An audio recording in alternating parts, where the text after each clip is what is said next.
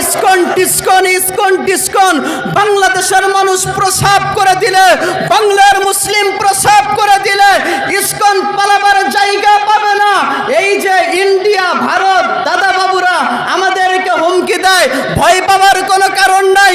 হে মুসলিম উম্মাহ, ভয় পাবার কোনো কারণ নাই। হিন্দুস্তানে যুদ্ধ শুরু হবে, ইমাম মাহদি আসবে, অচিরেই কিন্তু সময় ঘনিয়ে আসছে। তৃতীয় বিশ্বযুদ্ধের জন্য প্রস্তুত হতে হবে। এই ইন্ডিয়া আমাদেরকে ভয় দেখায়। মনে রাখবেন, এই যে ইসকন হিন্দুত্ববাদী, আমি হিন্দুকে বকা দেই না, তবে বকা দেই এই ইসকন এমন একটা জিনিস, এর প্রতিষ্ঠা হয়েছে মুসলিমদের ইমানকে হরণ করবার জন্য। এই দেশ 95% মুসলমানের দেশ, তাই না? আওয়ামী লীগ বলেন, বিএনপি বলেন, জাসদ বলেন, বাসদ বলেন, যে লাইনে থাকুক, রাজনৈতিক লাইনে ভিন্ন হিসাব, সবার পরিচয় আল্লাহর বান্দা মুহাম্মদ রাসূলুল্লাহর উম্মত। বিষয়টা এমন না? এখন আসেন, ধর্মনিরপেক্ষতা। ধর্মনিরপেক্ষতা ধর্মনিরপেক্ষতা বলতে ইসলামে কোনো শব্দ নেই। মনে রাখবেন, আমার সাথে বলেন, ধর্মনিরপেক্ষতা বলতে, মুখস্থ করেন, ধর্মনিরপেক্ষতা বলতে ইসলামে এর কোনো বিধান নেই। ধর্মনিরপেক্ষতা বলতে কিছুই নেই। কারণ হলো, আমার ধর্ম আমি পালন করব, আরেকজনের ধর্ম আরেকজন পালন করবে। লা ইকরাহা ফিদ্দিন, ধর্ম নিয়ে কোনো বাড়াবাড়ি নেই। ঠিক আছে, ধর্ম নিয়ে কোনো বাড়াবাড়ি নেই। এর মানে এই নয় যে আমি আরেক ধর্মের প্রশংসা করব। আমাদের এক মুসলিম ভাইদের মধ্যে দেখা যায়, বলে লোকটা, হুজুর আমি এই মুসলমানের দোকানে জীবনও বাজার করি না। কেন?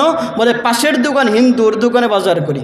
আপনাদের এলাকা এরকম বলে না, আমার কাছে অনেকে বলে পাশের দোকান হিন্দু, ওর থেকে বাজার করি, কিন্তু মুসলমানের দোকানে জীবনও যাই না। বললাম কেন? বলে মুসলমান ওনার ব্যবহার অনেক খারাপ, হিন্দু ওনার ব্যবহার অনেক ভালো, মুসলমান থেকে হিন্দু হুজুর অনেক ভালো। আমি প্রশ্ন করতে চাই, কোন বিবেকে বললেন মুসলমান থেকে হিন্দু ভালো হয়? কিভাবে? মুসলমানের ব্যবহার খারাপ হবে কারণ যার ঘরে সম্পদ নেই তার ঘরে চোর যায়। আরে মুসলমানের কাছে ঈমান আছে বিধায়, মুসলমানের কাছে শয়তান গিয়েছে, ধোঁকা দিয়েছে, তার ব্যবহার আখলাক চরিত্র পরিবর্তন করার চেষ্টা করেছে, শয়তান তাকে ধোঁকা দিয়েছে। তার মানে এ কথা নয় যে মুসলমান থেকে হিন্দু ভালো হয়। এটা কোশ্চিন কালো সম্ভব? কোশ্চিন কালো সম্ভব হবে? আমরাও বলি লা ইকরাহা ফিদ্দিন, ধর্ম নিয়ে কোনো বাড়াবাড়ি নেই, এ কথা আমরাও বলি। কিন্তু মনে রাখবেন, সমস্ত কুফর শক্তি ঐক্যজোট। এখন যদি বলেন হুজুর এই ইসকন টিসকন এইগুলো নিয়ে আর কথা বলেন না, কিন্তু শরীরে যে রক্তক্ষরণ হয়, আমার শরীরে যে রক্তক্ষরণ হয়, একটা কথা মনে রাখবেন, আমাদের দেশ দ্বিতীয়বার স্বাধীন হয়েছে, আলহামদুলিল্লাহ, আমরা শুকরিয়া জ্ঞাপন করছি। তবে স্পষ্ট কথা হলো, আমরা মুসলিম যারা আছি আমরা এখনো স্বাধীন হইতে পারি নাই। যদি স্বাধীন হইতে পারতাম, আমার আল্লাহ তাআলা, এই জমিন কার? আসমান কার? আসমানের নিচে জমিনের উপরে বিধান চলবে কার? আইন চলবে কার? আমার আল্লাহ বললেন, আস-সারিকু ওয়াস-সারিকাতু ফাকতাউ আইদিয়াহুমা, যদি কেউ চুরি করে, নেতা হোক অথবা নেত্রী হোক, হাতটাকে কেটে দাও। আয-যানিয়াতু ওয়াজ-যানি ফাজলিদু কুল্লা ওয়াহিদিম মিনহুমা, যদি কেউ জিনা করে, যেই গোত্রের হোক না কেন, যেই দলের হোক না কেন, রজম মারো, বেত্রাঘাত করো। হে ঢাকার মানুষ, হে পাড়ার মানুষ, আপনাদেরকে বলতে চাই, আল্লাহর এ কোরআনের বিধান আমাদের দেশে আছে কি নাই? এ বিধান আছে? এ বিধান আছে? তাহলে যেই সমাজের মধ্যে আল্লাহর কোরআন দিয়ে বিচার করা হয় না, আল্লাহ তাআলা বললেন, আল্লাহর কালাম যেই বিধান দিয়েছে ও বিধান দিয়ে যদি কেউ বিচার না করে, আল্লাহ তাআলা তিনটা উপাধি দিলেন।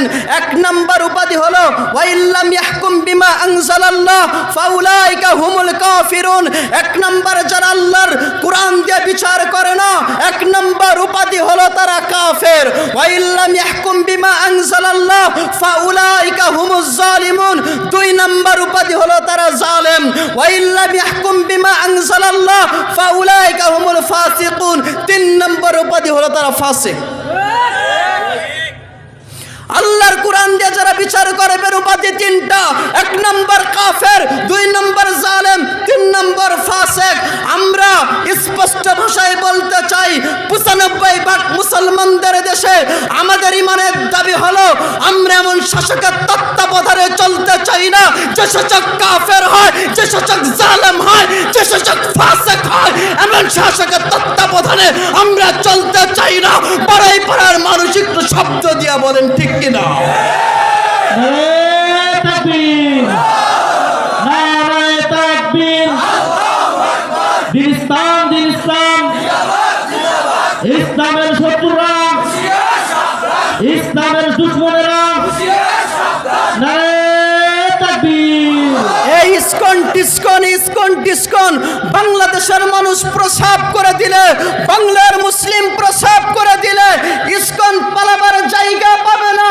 এই যে ইন্ডিয়া, ভারত, দাদা বাবুরা আমাদেরকে হুমকি দেয়, ভয় পাবার কোনো কারণ নাই। হে মুসলিম উম্মাহ, ভয় পাবার কোনো কারণ নাই। হিন্দুস্তানে যুদ্ধ শুরু হবে, ইমাম মাহদি আসবে, অচিরেই কিন্তু সময় ঘনিয়ে আসছে। 3য় বিশ্বযুদ্ধের জন্য প্রস্তুত হতে হবে। এই ইন্ডিয়া আমাদেরকে ভয় দেখায়। মনে রাখবেন, এই যে ইসকন হিন্দুত্ববাদী, আমি হিন্দুকে বকা দেই না, তবে বকা দেই এই ইসকন এমন একটা জিনিস, এর প্রতিষ্ঠা হয়েছে মুসলিমদের ঈমানকে হরণ করবার জন্য। আপনাদেরকে কিছু বললে রাগ করে যাবেন, হুজুর এই বলবেন না, সেই বলবেন না। আলহামদুলিল্লাহ, ওই দিন চলে গেছে, 2024 সাল আসছে। এখন আর স্টেজ থেকে কোনো ব্যক্তি কথা বলবে না, হুজুর এই বলবেন না, সেই বলবেন না। এখন ওপেন কথা বলতে চাই, আমার দেশের মধ্যে আমার মুসলিম উম্মার ঈমানকে হরণ করবার জন্য যদি কোনো বৈদেশিক চক্রান্ত করে, বাংলাদেশের মুসলিম সহ্য করবে না। সমস্ত চক্রান্ত ভেঙ্গে চুরমার করে দেবে ইনশাআল্লাহ। হ্যাঁ যুবক ভাইরা, এই যে গরিবের বন্ধু ফাউন্ডেশন, আপনাদেরকে বলে যাই, খবরদার এলাকার মধ্যে কোনো গরিব জন নির্যাতন না হয়। গরিবের বন্ধু ফাউন্ডেশন যেভাবে টাকা দিয়ে সহযোগিতা করবেন তাদেরকে, মেয়ে বিবাহ দিয়ে সহযোগিতা করবেন তাদেরকে, খবরদার এলাকার মধ্যে কোনো বিচার হইলে বিচারের জন্য গরিবের দিকে রাইটা যায়। উদ্যোগ নেন, এই উদ্যোগ নেন, গরিবদের পাশে দাঁড়ান। কোর্ট কাছারিতে গিয়া গরিবরা যেন ঘুরে বেড়াবে, কারো দুয়ারে যেন যাওয়ার জায়গা পাই না, এমন যেন না হয়। গরিব মানুষ রিক্সা চালায় খায়, এলাকার মধ্যে চলে, ওই রোডে গেলে পুলিশে মামলা দিয়ে দেয়, বলে এত টাকা লাগবে। শয়তানি, সব কিছু চলতে পারে। এই মিয়া বিদ্যুৎ দিয়ে দেশের কত আকাম কুকাম কত কিছু করেন, গরিব মানুষ একটু রিক্সা চালায় খাবে, আপনার এতটুকুন সহ্য হয় না। বুঝলাম কত টাকার মামলা দিয়ে দিচ্ছেন। এই গরিবের বন্ধু ফাউন্ডেশন উদ্যোগ নেন, কোন গরিব মানুষ যেন নির্যাতনের শিকার না হয়। 15টা বছর ধরে জুলুম নির্যাতনের শিকার হয়েছে গরিব অসহায় ব্যক্তি যেন ওই থানায় গিয়ে যেন পুলিশের কাছে গিয়ে ছাড় না বলে। উদ্যোগ নেন, এখান থেকেই তৈরি হন, গরিবের পাশে গিয়ে দাঁড়ান। দেখবেন গরিব যদি হাসি দেয়, ও হাসি কিয়ামতের ময়দানে আপনার নাজাতের জরিয়া হবে ইনশাআল্লাহ। আরেকটা উদ্যোগ, এই যুবক, এই ইসকন এর বিরুদ্ধে লাগবা। মিষ্টি মিষ্টি কথা কয়, যুবকদের একটা অভ্যাস খারাপ, মিষ্টি মিষ্টি কথা বলে। হুজুর ভালোই তো, মিষ্টি মিষ্টি কথা বললে ভালো হয় না। চেহারা সুন্দরী হইলে বউ, আবার বাহির থেকে মা বোনেরা বলবে যে আমাদেরকে খারাপ বলে। না, উনাদেরকে খারাপ বলতেছি না, আমি বোঝাচ্ছি উপরে সুন্দর হইলেও কি হয় না, ভালো মিষ্টি মিষ্টি কথা বলে। মিষ্টি মিষ্টি কথার দরকার নাই। এ সমস্ত চক্র যারা আছে ঈমানকে হরণ করে, মিষ্টি মিষ্টি কথাই বলবে, মিষ্টি মিষ্টি কথা বলে আপনাদের ঈমানকে হরণ করে নিয়ে যাবে। খবরদার, সোচ্চার হন। যুবকরা যদি তৈরি হয়ে যান, সেদিন আর বেশি দূরে নয়, যেদিন আমেরিকার ওয়াশিংটনের হোয়াইট হাউসের উপরে ইসলামের পতাকা উড়বে, চীনের পিকিং